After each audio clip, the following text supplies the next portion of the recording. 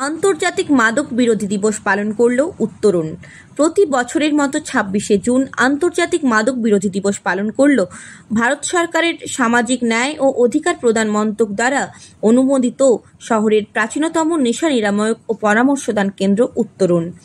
মাদকদ্রব্য সেবনের কুফল এবং মাদকদ্রব্যের অপব্যবহার সম্পর্কে জনগণকে সচেতন করার উদ্দেশ্যে এই দিন সংস্থার পক্ষ থেকে একটি সুসজ্জিত শোভাযাত্রা মেদিনীপুর শহর পরিক্রম করেন।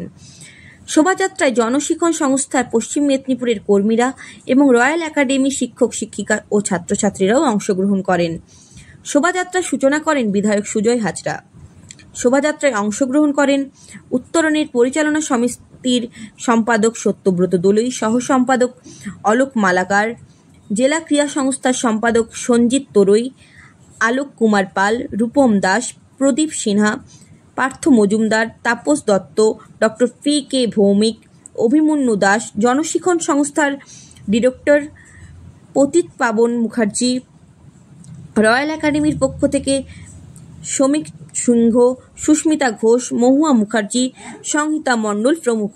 সত্যব্রত বাবু বলেন, মাদকদ্রব্যের অপব্যবহার এমন একটি ব্যাধি যা দেশের সামাজিক পরিকাঠামোকে বিরূপভাবে প্রভাবিত করছে।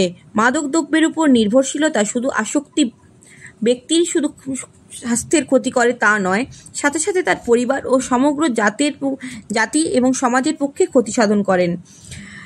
নিয়মিত ব্যবহারের ফলে আসক্ত ব্যক্তি সাইকোলজিক্যাল অ্যাক্টিভিটি মাদকদ্রব্যের উপর নির্ভরশীল হয়ে পড়ে।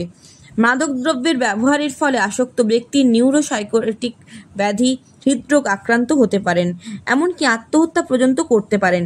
সত্যব্রত বাবু জানান, ডক্টর রজনীকান্ত দলুই প্রতিষ্ঠিত উত্তরণ নেশা নিরাময়ক কেন্দ্র সম্পূর্ণ বিনা ব্যয়ে মাদকাসক্ত ব্যক্তিদের চিকিৎসা এবং গ্রুপ ফ্যামিলি কাউন্সেলিং করানো হয়। উত্তরণের সমস্ত কর্মীরা কলকাতা স্টেট লেভেলের কোঅর্ডিনেটিং এজেন্সি থেকে প্রশিক্ষণপ্রাপ্ত। তিনি আরও জানান, পশ্চিম মেদিনীপুর ছাড়াও জেলার অন্যান্য অসংখ্য মাদকাসক্ত ব্যক্তি উত্তরণে চিকিৎসা করে সম্পূর্ণভাবে স্বাভাবিক জীবনযাপন করছেন। আপনারা দেখছেন এসপি নিউজ বাংলা। চ্যানেলটিকে সাবস্ক্রাইব করুন।